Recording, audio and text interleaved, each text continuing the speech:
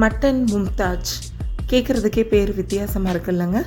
இது நம் நாட்டோட வடக்கு பகுதியில் ரொம்ப ஃபேமஸ்ங்க. இது இட்லி, தோசை, பூரி, சப்பாத்தி இந்த 4 டிஃபன் ஐட்டத்தோடையும் சேர்த்து சாப்பிட ரொம்ப டேஸ்ட்டாக இருக்கும். இடியாப்பத்தோடையும் சேர்த்து சாப்பிடலாம். பட் ரைஸ்க்கு அந்தளவுக்கு பர்ஃபெக்டாக இருக்கும்னு எனக்கு தோணலை. இந்த ரெசிபி ரொம்ப ஈஸியாகவே செஞ்சிடலாம். இதை நான் 300 கிராம் ஆட்டுக்கறியில் இன்றைக்கி செய்ய போகிறேன். அதை ஓரளவு கொஞ்சம் பெரிய பெரிய துண்டுகளாக வெட்டி எடுத்துகிட்டு அதை நல்லா கழுவி சுத்தம் பண்ணிவிட்டு அதோட 1/2 டீஸ்பூன் மஞ்சத்தூள், 1 ஸ்பூன் மல்லித்தூள், 1/2 டீஸ்பூன் சீரகத்தூள், 1/4 டீஸ்பூன் கரம் மசாலா, 1 டீஸ்பூன் மிளகுத்தூள், தேவையான அளவு தூள் உப்பு, அடுத்ததாக 1/2 ஸ்பூன் அளவுக்கு இஞ்சி பூண்டு பேஸ்ட், உள்ளங்கை அளவுக்கு கஸ்தூரி மேத்தியை கைகளில் கசக்கி அதையும் போட்டுருங்க. போட்டுட்டு நல்லா கைகளாலேயே இதை நல்லா கிளறி விட்டுருங்க.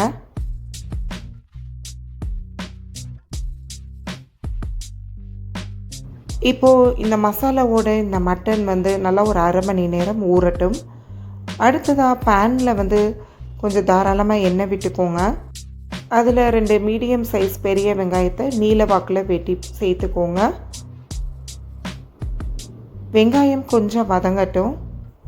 அடுத்ததாக காரத்துக்கு நான் 4 பச்சை மிளகாவை நீல வாக்கில் கீறி போட்டிருக்கேன். இது கொஞ்சம் காட்டமான பச்சை மிளகாய், அதனால் 4 போட்டிருக்கேன். உங்களுக்கு கொஞ்சம் காரம் கம்மியாக இருந்தால் நீங்கள் 6 பச்சை மிளகாய் இல்லை 7 பச்சை மிளகாய் கூட சேர்த்துக்கோங்க.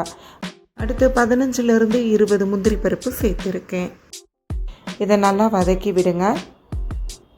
கொஞ்சம் நல்லா வதங்கவும் ஸ்டவ்வை ஆஃப் பண்ணிவிட்டு ஆற விட்டுருங்க.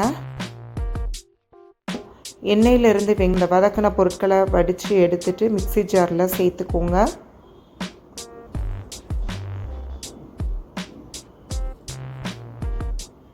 இப்போது நம்ம இந்த வீடியோவில் காமிக்கிற அளவுக்கு கொத்தமல்லி தண்டை வேரை நீக்கிட்டு நல்லா கழுவிட்டு அதையும் மிக்ஸி ஜாரில் சேர்த்துட்டு நார்மலாக நம்ம வீட்டில் யூஸ் பண்ணுற கிண்ணத்தில் ஒரு 1/4 கப் அளவுக்கு புளிக்காத தயிர் சேர்த்து நல்லா நைஸாக அரைச்சிக்கோங்க. கொஞ்சம் தண்ணி ஊற்றியே அரைச்சிக்கோங்க. அடுத்ததாக அதே பேனில் எண்ணெய் உங்களுக்கு பத்தலைன்னா மேலும் கொஞ்சமாக ஊற்றிக்கோங்க. ஊற்றிட்டு 1 டீஸ்பூன் அளவுக்கு சோம்பு, 2 இதழ் அன்னாசிப்பூ, 2 கிராம்பு, ஒரு 1/2 டீஸ்பூன் அளவுக்கு ஷாஹி ஜீரா, ஒரு கருப்பு ஏலக்காய், ஒரு பிரியாணி இலை இதை சேர்த்து லேசாக அந்த எண்ணெயில் வறுத்து விட்டுருங்க. அடுத்ததாக நம்ம ஊற வச்சுருக்க மட்டனை அதில் சேர்த்துருங்க. இந்த கறியை நல்லா வதக்கி விடுங்க. கொஞ்ச நேரம் அடுப்பில் மீடியம் ஃப்ளேமில் வச்சு நல்லா வதக்கி விடுங்க. கொஞ்சம் கறியெல்லாம் நிறம் மாறி வரும்போது அதை வேக வைக்கணுங்க. அதுக்கு தேவையான அளவு தண்ணி சேர்த்துக்கோங்க. இப்போது நம்ம குக்கரை மூடி வச்சுட்டு எப்பவும் போல் நார்மலாக வேக விடலாம். 4-5 சவுண்டு நீங்கள் விசில் விட்டுறலாம். வேக வச்ச பிறகும் கறி நல்லா பூ போல் இருக்கிற மாதிரி பார்த்துக்கோங்க.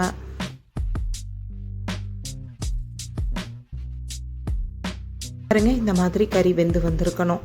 இப்போ மிக்ஸி ஜாரில் நம்ம அரைச்சி வச்சுருக்க விழுது அதில் சேர்த்துக்கோங்க. நம்ம முந்திரி பருப்பு சேர்த்துருக்கனால நல்லா குழகுழப்பு தன்மை வரும். அதனால் தாராளமாக தண்ணி ஊற்றிக்கோங்க. ஊற்றிட்டு நல்லா கிளறி விடுங்க. இப்போ ஒரு 4 பச்சை மிளகாவை நீல வாக்கில் கீறி போட்டுருங்க. ஃபைனலாக பச்சை மிளகாய் சேர்க்குறனால நல்லா மணமாகவும் இருக்கும்.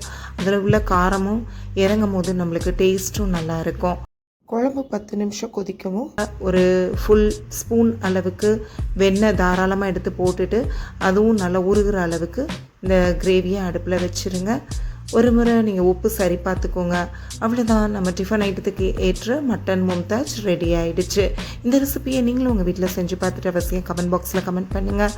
அப்படி ஆதிரா ஜங்ஷனை லைக் பண்ணுங்கள், ஷேர் பண்ணுங்கள், சப்ஸ்கிரைப் பண்ணுங்கள். மறக்காமல் பெல் ஐக்கானை ப்ரெஸ் பண்ணிவிடுங்க. மீண்டும் ஒரு ரெசிபியோடு சந்திப்போம்.